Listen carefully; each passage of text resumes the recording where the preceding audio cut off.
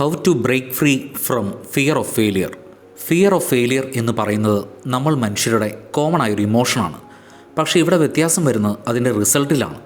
മറ്റ് ഇമോഷൻസിനെ ഇതുമായി കമ്പയർ ചെയ്താൽ ഈ പറയുന്ന ഫിയർ ഓഫ് ഫെയിലിയർ അധികമായുള്ള ആളുകളായിരിക്കും അവരുടെ ഗോൾസ് അച്ചീവ് ചെയ്യാനുള്ള പ്രോസസ്സിൽ ഏറ്റവും ബുദ്ധിമുട്ടുണ്ടാവുന്നത്. തനിക്ക് ഈ കാര്യത്തിൽ സക്സീഡ് ചെയ്യാൻ പറ്റില്ല ഓർ മറ്റുള്ളവരുടെ എക്സ്പെക്റ്റേഷൻസ് മീറ്റ് ചെയ്യാൻ സാധിക്കില്ല എന്ന് പറയുന്ന ഒരു ആൻസൈറ്റി ഓർ വറിയാണ് ഫിയർ ഓഫ് ഫെയിലിയർ. ഇത് നമ്മുടെ ഉള്ളിൽ പല വിധത്തിലും മാനിഫെസ്റ്റ് ആവാൻ ചാൻസ് ഉണ്ട്. ഉദാഹരണത്തിന് ചിലർ ഈ പേടി പ്രോക്കാസ്റ്റിനേഷൻ്റെ രൂപത്തിലായിരിക്കും കാണിക്കുന്നത്. അതായത് ഫെയിലാവും എന്ന് പേടിച്ച് ചെയ്യേണ്ട കാര്യം പിന്നെ ആവാം എന്ന് പറഞ്ഞ് മാറ്റിവെക്കുന്നത്. പിന്നെ വരുന്നത് പെർഫെക്ഷനിസമാണ്. ഈ മാനിഫെസ്റ്റേഷൻ കാരണം പലരും തനിക്ക് മിസ്റ്റേക്സ് വരുമോ എന്ന് വിചാരിച്ച് കാര്യങ്ങൾ ചെയ്യുന്നത് അവോയ്ഡ് ചെയ്യും. കാരണം അവർ സെറ്റ് ചെയ്ത് വെച്ചിരിക്കുന്നത് സ്റ്റാൻഡേർഡ്സ് തന്നെ എക്സ്ട്രീംലി ഹൈ ആയിരിക്കും. ഒരു കാര്യം സാറ്റിസ്ഫൈ ചെയ്യാത്ത അവസ്ഥ വരുന്നതാണ് പെർഫെക്ഷനിസം. വേറെ ചിലർ ഇതേ ഫിയർ ഓഫ് ഫെയിലിയർ കാരണം ഏതൊരു കാര്യവും പെട്ടെന്ന് തന്നെ ഗിവ് അപ്പ് ചെയ്യും. അത് മൊത്തമായി അവരുടെ സക്സസ് ജേണിയെ തന്നെ ബ്ലോക്ക് ചെയ്യുന്ന ഒരു ആറ്റിറ്റ്യൂഡാണ്. ഫൈനലി വരുന്ന കാര്യം സെൽഫ് ഡൗട്ടിൻ്റെ രൂപത്തിലാണ്. അതായത് സ്വന്തം എബിലിറ്റീസിൻ്റെ കോൺഫിഡൻസ് ഇല്ലാത്തത്. അത് പല രീതിയിലും മാനിഫെസ്റ്റ് ആവും. ചിലർക്കത് നെഗറ്റീവ് സെൽഫ് ടോക്ക് വഴിയാവും, മറ്റു ചിലർക്ക് ഫിയർ ഓഫ് റിജക്ഷൻ ആയിരിക്കും. ഇനി അതുമല്ലെങ്കിൽ റിസ്ക് എടുക്കാനുള്ള ധൈര്യക്കുറവായിരിക്കും. ഈ 4 മാനിഫെസ്റ്റഡ് ബിഹേവിയേഴ്സും ഇൻ്റർ കണക്റ്റഡ് ആയിരിക്കും. ആൻഡ് ഇത് തന്നെയാണ് നമ്മുടെ ഉള്ളിൽ ഫിയർ ഓഫ് ഫെയിലിയർ ഇഞ്ചക്റ്റ് ആവുന്നത്. ഈ പേടി ശരിക്കും എന്താണെന്ന് മനസ്സിലാക്കാൻ നമുക്ക് 2 പ്രാക്ടിക്കൽ എക്സാമ്പിൾസ് എടുത്ത് നോക്കാം. 1, ചലഞ്ചിങ് ആയ കോഴ്സ് പഠിക്കാൻ പേടിക്കുന്ന ഒരു സ്റ്റുഡൻറ്റ്. അവൻ്റെ മനസ്സിൽ ഈ കോഴ്സ് എടുത്താൽ അതിൽ ഫെയിൽ ആവുമോ, മാർക്സ് കുറഞ്ഞാൽ എന്ത് ചെയ്യും, പേരൻസിന് വിഷമമാവില്ലേ എന്നൊക്കെ ആയിരിക്കും ഉണ്ടാവുക. ഇതെല്ലാം കൂടി അവൻ്റെ ഉള്ളിൽ പേടി നിറയ്ക്കാൻ തുടങ്ങും. അതുകൊണ്ട് തന്നെ കോഴ്സ് എടുത്ത് ട്രൈ ചെയ്യുന്നതിന് പകരം അവൻ ഒറ്റയടിക്ക് അത് അവോയ്ഡ് ചെയ്യാനായിരിക്കും ശ്രമിക്കുക. അത് ഒബ്വിയസ്ലി അവൻ്റെ ഗ്രോത്ത് ആൻഡ് റിയൽ പൊട്ടൻഷ്യലിനെയാണ് നെഗറ്റീവ്ലി ഇൻഫ്ലുവൻസ് ചെയ്യുന്നത്. 2, പുതിയ ബിസിനസ് തുടങ്ങാൻ ഭയപ്പെടുന്ന ഒരു ഓൺട്രപ്രണർ.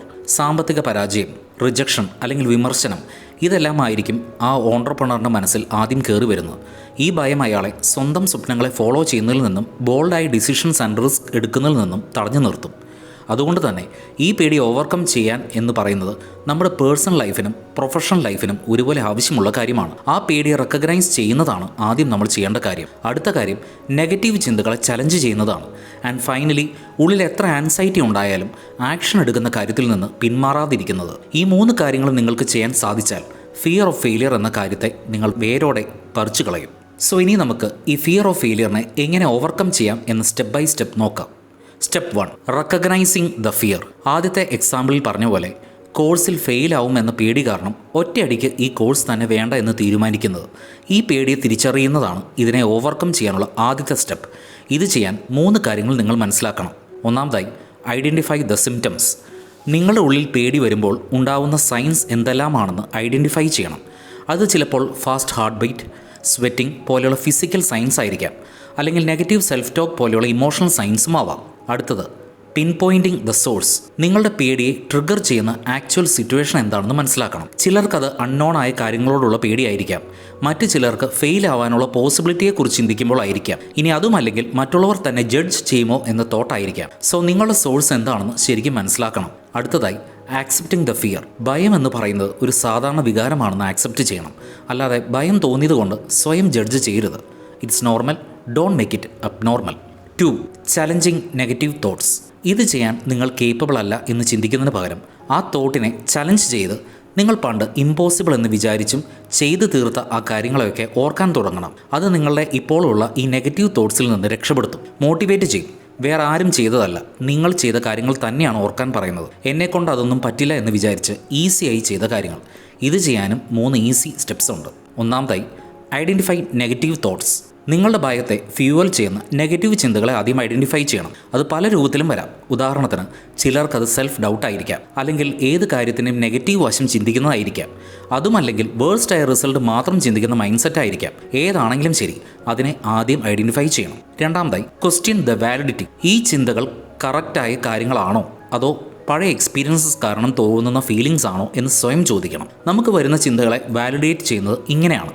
അടുത്തതായി, റീപ്ലേസ് വിത്ത് പോസിറ്റീവ് അഫർമേഷൻസ്. അതായത് ഈ കാര്യം ചെയ്യാൻ ഞാൻ കേപ്പബിൾ അല്ല എന്ന് ചിന്തിക്കുമ്പോൾ അതിനെ മാറ്റി ഞാൻ ഈ കാര്യം എൻ്റെ എല്ലാ സ്കിൽസും ഉപയോഗിച്ച് ചെയ്യും എന്ന് ചിന്തിക്കാൻ തുടങ്ങണം. അങ്ങനെ ചെയ്യാൻ തുടങ്ങുമ്പോൾ മെല്ലെ നിങ്ങൾ സെൽഫ് ഡൗട്ടിൻ്റെ സൈക്കിളിൽ നിന്ന് എസ്കേപ്പായി കോൺഫിഡൻസ് ബിൽഡ് ചെയ്യാൻ തുടങ്ങും. 3, ടേക്കിംഗ് ആക്ഷൻ. ടേക്കിംഗ് ആക്ഷൻ എന്ന് പറയുമ്പോൾ ആ സ്റ്റുഡൻറ്റിന് അതേ ചലഞ്ചിങ് കോഴ്സിൽ എൻറോൾ ചെയ്ത് ടാസ്കിനെ മാനേജ് ചെയ്യാൻ പറ്റുന്ന രീതിയിലുള്ള സ്റ്റെപ്സ് ആക്കി കൺവേർട്ട് ചെയ്യണം. എന്നിട്ട് സപ്പോർട്ട് ഓർ ഗൈഡൻസ് ആവശ്യമുള്ള സമയത്ത് അതിൻ്റെ റിലേറ്റഡ് ആയ ടീച്ചേഴ്സ്, മെൻറ്റേഴ്സ് ഓർ ക്ലാസ്മേറ്റ്സിൻ്റെ സഹായം ചോദിക്കണം. പ്രോപ്പറായ ആക്ഷൻ എടുക്കാൻ ഈ 5 കാര്യങ്ങൾ ഫോളോ ചെയ്താൽ മതി. ഒന്നാമതായി, സ്റ്റാർട്ട് സ്മോൾ. ടാസ്കിനെ ചെറിയ സ്റ്റെപ്സ് ആക്കി ഡിവൈഡ് ചെയ്യണം. അപ്പോൾ അത് മാനേജ് ചെയ്യാനും കോൺഫിഡൻസ് കൂടാനും കാരണമാവും.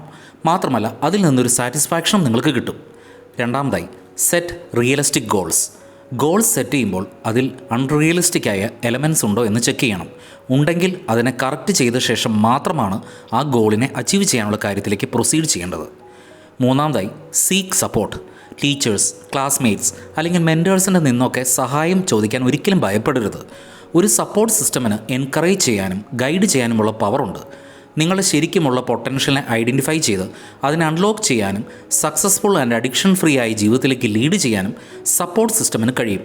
ഞങ്ങൾ സുപ്പീരിയർ മെൻ ബിൽഡിംഗ് കമ്മ്യൂണിറ്റിയും അങ്ങനെ ഒരു സപ്പോർട്ട് സിസ്റ്റം തന്നെയാണ്. സോ ഞങ്ങളുടെ കമ്മ്യൂണിറ്റിയിൽ ജോയിൻ ചെയ്യാനും വ്യത്യസ്തമായ കോഴ്സസിൽ എൻറോൾ ചെയ്യാനും നിങ്ങൾക്ക് താല്പര്യമുണ്ടെങ്കിൽ feel free to contact this number. Next point എന്ന് പറയുന്നത് സെൽഫ് കമ്പാഷൻ പ്രാക്ടീസ് ചെയ്യുന്നതാണ്. സ്വയം ക്രിട്ടിസൈസ് ചെയ്യുന്ന ശീലം നിങ്ങൾക്കുണ്ടെങ്കിൽ അതിനെ ആദ്യം നിർത്തണം.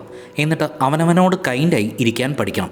നമ്മളെല്ലാവരും തെറ്റുകൾ ചെയ്യാറുണ്ട്. അത് റിലേറ്റഡായി സ്ട്രഗിൾസും ഫേസ് ചെയ്യാറുണ്ട്.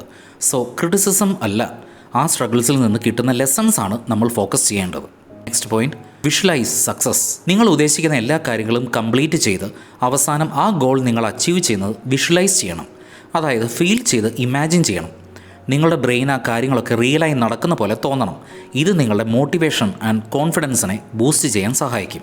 നിങ്ങളുടെ ലക്ഷ്യത്തിൻ്റെയും ഇടയിൽ നിൽക്കുന്ന ഒരേ ഒരു വ്യക്തി നിങ്ങൾ മാത്രമാണ്. സോ ഫ്രണ്ട്സ്, ഇന്നത്തെ വീഡിയോ ഇവിടെ കൺക്ലൂഡ് ചെയ്യുന്നു. ഇത് ഹെൽപ്ഫുൾ ആയിരുന്നു എന്ന് വിശ്വസിക്കുന്നു. ഇഷ്ടമായെങ്കിൽ please do like and share. Thank you.